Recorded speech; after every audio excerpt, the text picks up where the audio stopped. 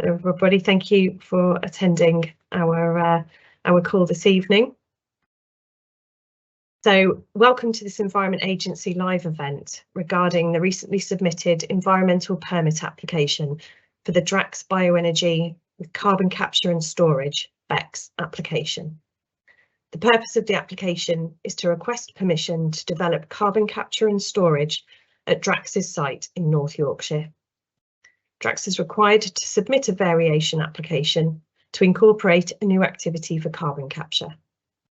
During this session, we aim to give an overview of our role and how you can contribute to our consultation in this matter.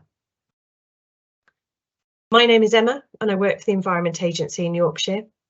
I have a few of my colleagues with me this evening who you'll hear from shortly. I'll now run through the programme for this evening. Participants will enter the event on mute. Please ask questions using the Q&A facility that you can find on your screen. You can remain anonymous if you choose to. We'll also be answering questions that were submitted to us prior to this event in the Slido poll. So the purpose of the event is to answer questions about the environmental permit variation application for Drax BECCS near Selby in North Yorkshire. We'll outline our role in permitting and regulating carbon capture and storage and explain what we'll be doing to assess this permit variation. We're seeking views from the local community and interested groups on this application. We understand and listen to concerns, but please maintain a respectful approach. If anyone is deemed to be making rude or disrespectful comments, then they won't be published. As this is a virtual event, we may experience issues with technology that are out of our control, but we'll do our best to run the event as smoothly as possible. If you are having trouble hearing presenter or seeing the presentation, please let us know using the live Q&A facility. Please submit questions and not comments. Comments can be made through the formal consultation, which is now live online. Tonight we will attempt to answer as many questions as possible from the Q&A. However, any questions that we haven't had time to answer will be kept and a Q&A will be published on our website. The web address can be found on slides throughout the event. Thank you in advance for your respectful participation, and I'll now pass over to Catherine to talk us through what this application is for. Thank you, Emma. So what is the application for? Drax Power Limited hold an environmental permit for burning biomass on 4 units to generate electricity. This permit sets out legally binding conditions for operation covering air emissions, fuel storage, water treatment and discharge, and the permit also includes monitoring and reporting requirements. Drax is proposing to develop bioenergy with carbon capture and storage, BECCS, at their site in North Yorkshire. Drax has submitted a permit application to vary their permit and carry out this new post-combustion carbon capture activity. What is post-combustion carbon capture? Carbon capture is the removal of carbon dioxide from waste gases, in this case by absorbing the carbon dioxide in a solvent and then stripping it out. The carbon dioxide can be transported to a secure storage site, such as old oil and gas fields, and stored underground. The aim of carbon capture is to remove the carbon dioxide emissions before they escape into the atmosphere. Carbon capture power plants are part of the UK government's commitment to remove carbon from UK electricity production. This ambition forms part of the Powering Up Britain strategy. So what is the Environment Agency's role in carbon capture? The role of the Environment Agency is to ensure that carbon capture and utilisation in England is conducted in a way that protects people and the environment. Operators wishing to capture carbon dioxide from their combustion process in England need an environmental permit under the Environmental Permitting England and Wales Regulations 2016. We have an important part to play in permitting many of the technologies that are likely to emerge over the coming years, and we have prepared for this as part of our climate ambition to help create a net zero nation that is resilient to climate change. We only issue permits to organisations who can demonstrate they can meet all of our requirements and can provide a high level of protection to people and the environment. If an applicant does not demonstrate an ability to comply with such conditions, the permit application will be refused. So how do we ensure that operations minimise the risk to environment and human health? Well, we implement the regulations and environmental standards set by government. We regulate a wide range of business sectors and activities. And we work with other UK regulators to ensure that the risk to environment or human health is minimised. In post-combustion carbon capture systems, amine solvents can be used to separate the carbon dioxide from the flue gases through a chemical reaction. This is sometimes referred to as amine scrubbing. We carefully regulate this process through permitting regulations, emission limits and monitoring requirements to ensure operators minimise the emissions to air. To help operators meet strict requirements that protect the environment and communities, we published best available technique guidance on carbon capture.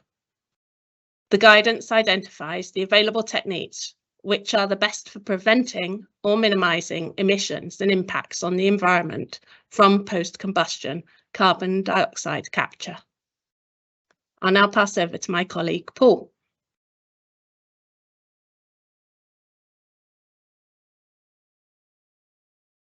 How we ensure compliance. We use different ways to assess how well permit holders are complying with their permits. These include targeted site inspections and audits, reviewing data from operator self-monitoring against permit limits, assessment of the effectiveness of an operator's environmental management system. We use our enforcement and sanctioning powers to secure compliance with laws that protect the environment. What we don't regulate. We do not regulate the transport and offshore storage of carbon dioxide. We do not regulate the sustainability of feedstocks used by the power generation plants for energy production. The sustainability of biomass and how this fits into the government's energy strategy falls within the remit of the Department for Energy Security and Net Zero. Our regulatory role is focused on the operation of the plant and ensuring that any environmental risks arising from the operation are fully assessed, understood and minimised. Planning. The Environment Agency is obliged to determine the environmental permit variation application separately to planning, but the company is required to have both planning and environmental permitting approved before operations can commence. How we make our final decision. We want to understand your interest and concerns. We have an open and transparent permitting procedure that takes into account the views of local people and interested stakeholders. We can only consider issues covered by the environmental permit and can only refuse a permit application based on technical information. We cannot consider the feedstock for this development, as this is a matter for the Department for Energy Security and Net Zero. I'll now pass back over to Catherine. Thank you. So, what we can take into account. The relevant environmental regulatory requirements and technical standards. The information on local population and sensitive sites. And comments on whether the right process is being used for the activity. For example, whether the technology is the right one. The shape and the use of the land around the site in terms of its potential impact and whether that impact is acceptable and what pollution control or abatement may be required. The impact of noise and odour from the traffic on the site and information provided to us that we have not been made aware of in the application or by correcting incorrect information in the application. For example, monitoring and techniques to control pollution. But what we cannot take account of are issues beyond those in the relevant environmental regulations, and anything outside the remit of those environmental permitting regulations. For example, the proposed location of the site, which is a matter for the local authority via land use planning, or whether a site should have a formal designation under Habitats Directive or other conservation legislation. We cannot take account of whether the activity should be allowed to or not as a matter of principle, and land use issues when determining a permit application, even if changing the location of the activity would improve its environmental performance. We do not take account of life cycle emissions and sustainability of biomass, or the impact of noise and odour from traffic travelling to and from the site. And we do not take account of the carbon dioxide transport and storage. All applications must be assessed on their individual facts, providing an operator can prove that the proposed activities meet all the legal requirements, including environmental, technological and health requirements. We are legally obliged to issue a permit variation, even if some people do not approve of the decision. And I'll pass you over to Gwenda, who will talk you through our permitting process. Thank you. So our role in environmental permitting in terms of the permitting process is that we determine applications made under the Environmental Permitting England and Wales regulations. And these are applications from the most potentially polluting industries for the most potentially polluting activities. When an operator applies to vary an existing permit, such as in this Drax application case, their application must include a description of the activities they want to add or change and a risk assessment which identifies and quantifies potential emissions and risks to the environment. The operator must also set out in their application the control measures that will be used to prevent or reduce these emissions and minimise the risks. It's our job in environmental permitting to decide if we accept the proposals, if we can accept the operator's proposals or not. If we decide to accept the proposals, we can issue a permit variation. If we issue a permit variation, we may include additional or amended conditions in the variation which the operator must comply with. Our permitting work supports the energy transition we need to have to meet the UK government's net zero targets.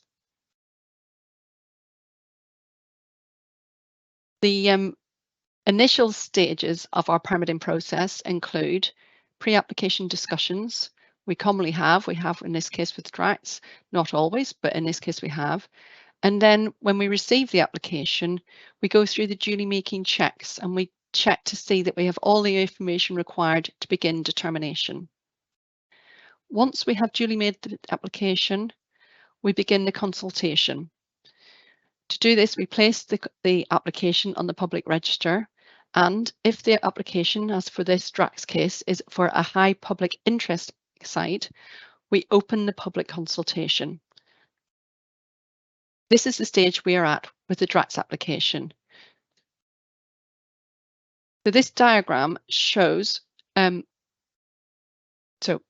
diagram is included in the application and it shows the link between the existing power plant to the top left of the picture and the new post-combustion carbon capture and storage activity. So I'm not sure, can you see my cursor? In the top right, we have a biomass unit. There are actually 4 biomass units in current operation on the site.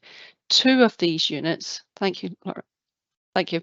2 of these units, the permit variation application proposes that 2 of these units will be connected up to the carbon capture system and 2 will remain outside it, as that is the scope of this variation.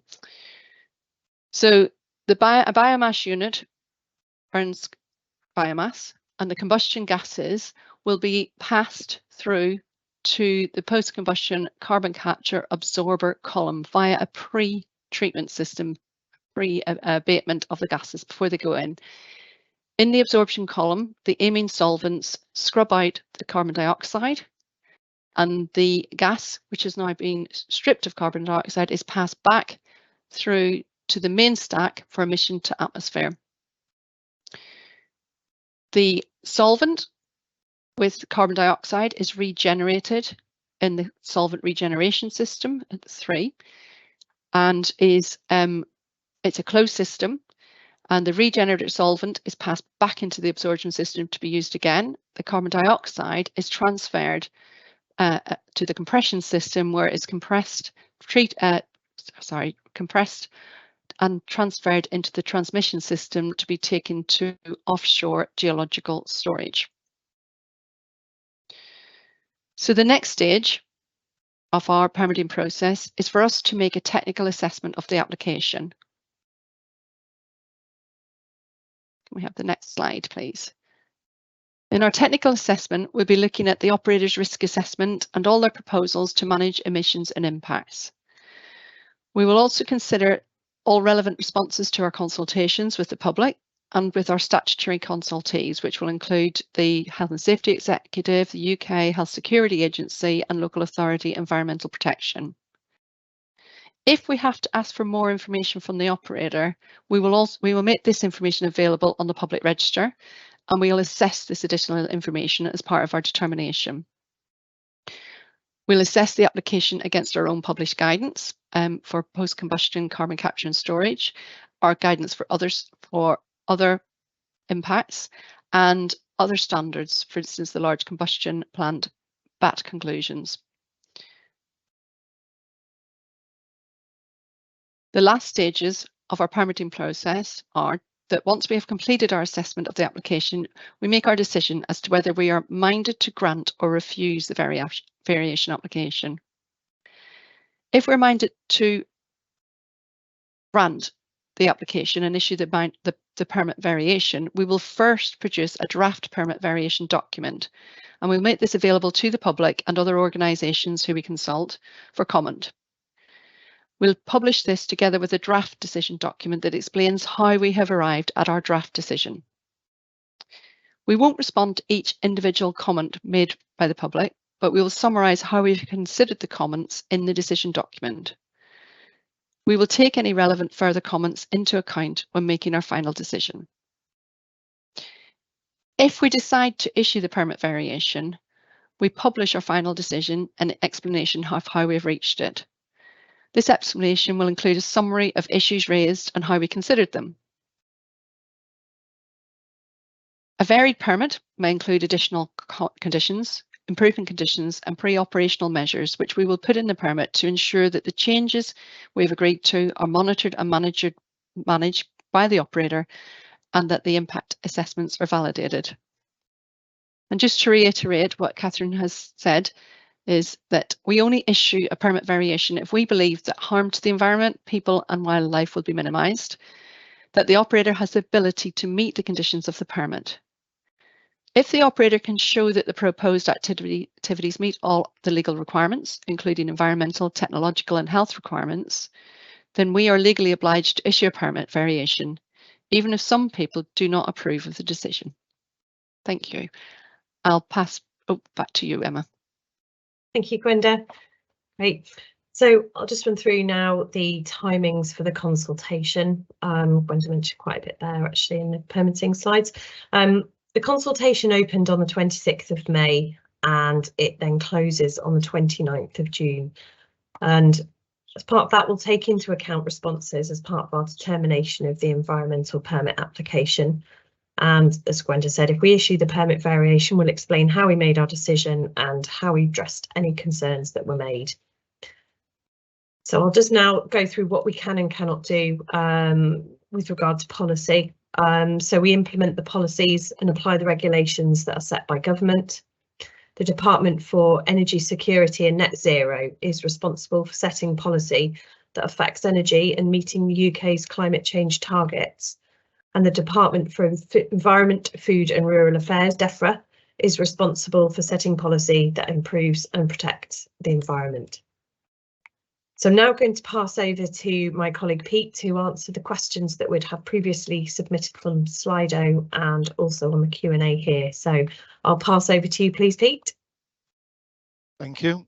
So we had two questions submitted on the Slido before the event this evening. The first asked, please clarify the purpose of this consultation if BEIS has already done a review. Should you coordinate with BEIS and have you done the same for other CCUS projects. So basically, we're required by the environmental permitting regulations to consult on certain types of applications with other organisations and the public. The consultation that has just opened is to enable members of the public and other interested parties to review and comment on the proposals in the application.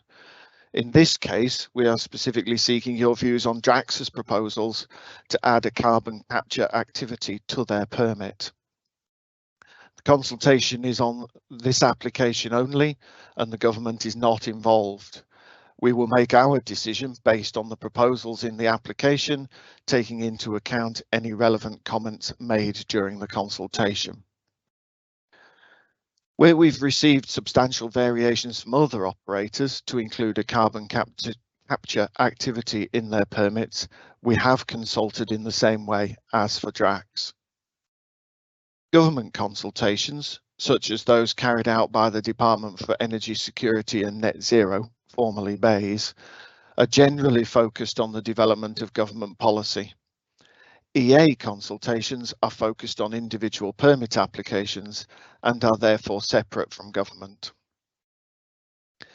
So that's the first question that we had on Slido.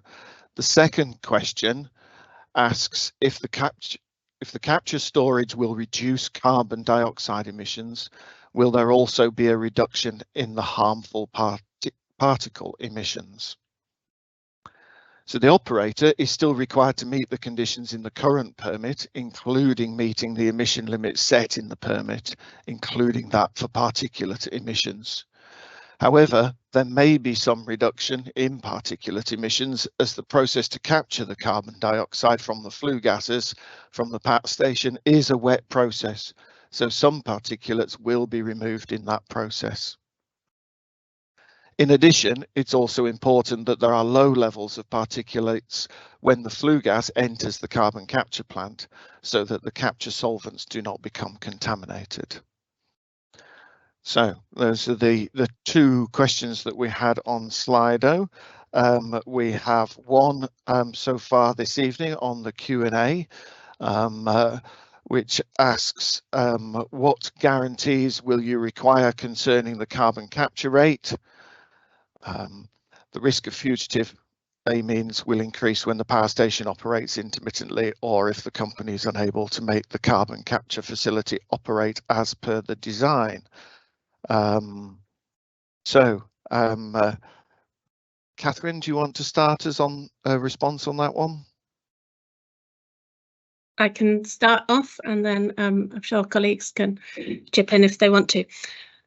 So the application, well, our best available techniques guidance that I mentioned earlier, talks about designing for 95% capture, and Drax will need to put that in the application, and that's something that we will look at through the assessment process. I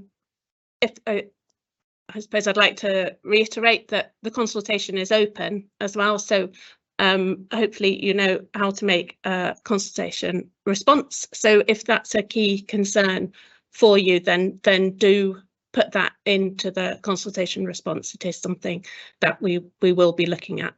But again, yeah, in our guidance, the design capture rate should be 95% or above.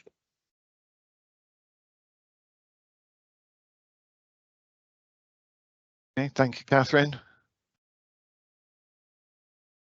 Right, we're okay to move on to the second question, which is around monitoring. Who's responsible for the monitoring and who checks the validity of the monitoring? Paul, is that something you could comment on? Yes, and others can add to it if you like. Yeah, so the operator will be responsible for carrying out the emissions monitoring for the process and the stack emissions monitoring. The monitoring will need to be carried out by contractors using the who are accredited using the MCERT's emissions monitoring contractor accreditation scheme, using MCERT's accredited methods. and the Environment Agency will carry out auditing of the emissions monitoring as part of our environmental permit compliance activities. In addition to that, MCERT's contractors are subject to routine certification and monitoring to maintain their MCERT's registration. Thank you, Paul.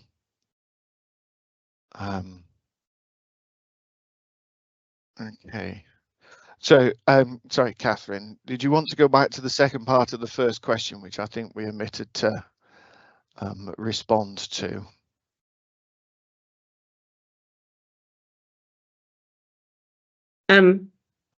I'll bring in Paul, if that's all right. Okay, I'm just going to have a quick look at the second part of the first question. I'm sorry. So as part of the environmental permit application, the operator has carried out a risk assessment of the process under certain operating conditions, the intended operating conditions, and that is often known as the operating envelope. So one of the permit requirements will be that the operator operates the activity within that operating envelope, and so stays within the risk assessment that was submitted as part of the permit variation application. So if the permit variation is issued, they will have to operate within those parameters. And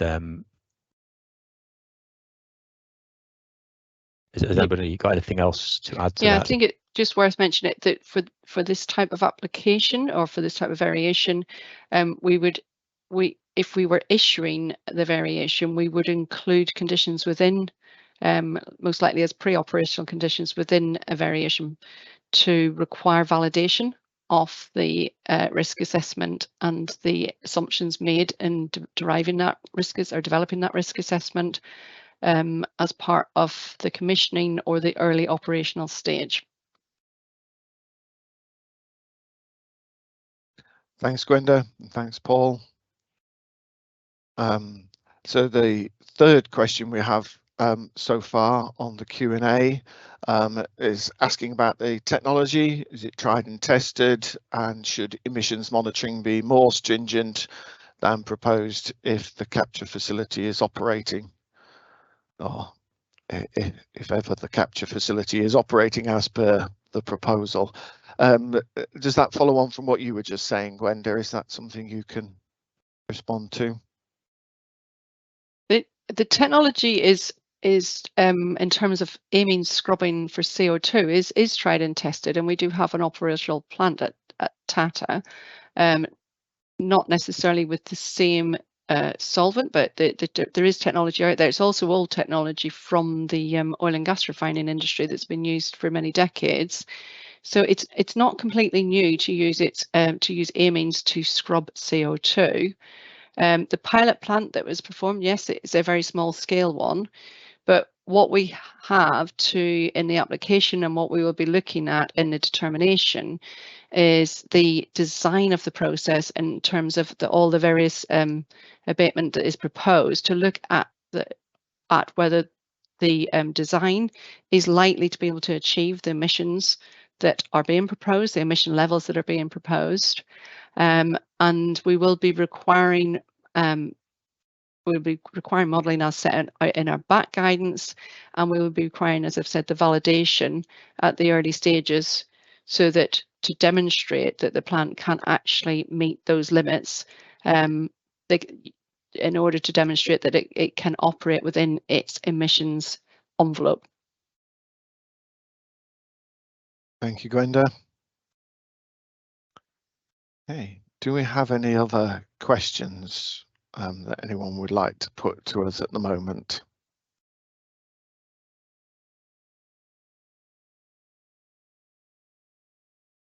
As Emma said earlier,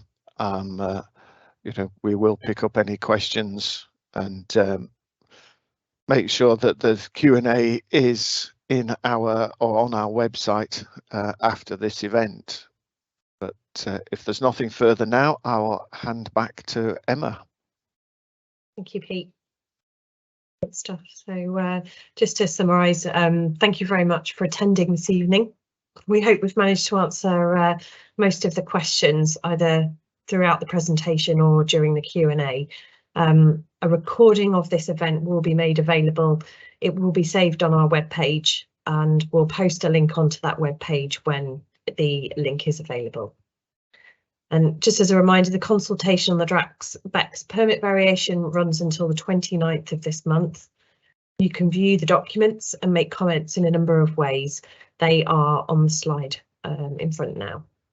We'd be very grateful if you could give us feedback from this virtual event. The QR code is on the slide, and the link to the feedback form is also available on our webpage. So if we've not got any more questions through, Pete, I'll thank everybody for their attendance, and I will very shortly close Emma, the session. Sorry, yes. There is one just come in. Another one, yeah, no problem. Yeah, which just says this is a novel solvent. Does that make a difference? And Gwenda, is that again something you could pick up? Yeah. Yeah, we will look at the solvent. We'll look at the species that are in there. We will look at in the absorption and the abatement column. We will look at the breakdown products, and we will require appropriate monitoring to ensure that the risks from anything that is released are within the impact assessment that was submitted with the application, or if we have a revised impact assessment as part of the determination there within that. Thanks, Gwenda. Okay, Emma, back to yourself. Okay, so if we've got no more questions, then yes, thanks again for attending this evening, and I'll now close the live session. Thank you.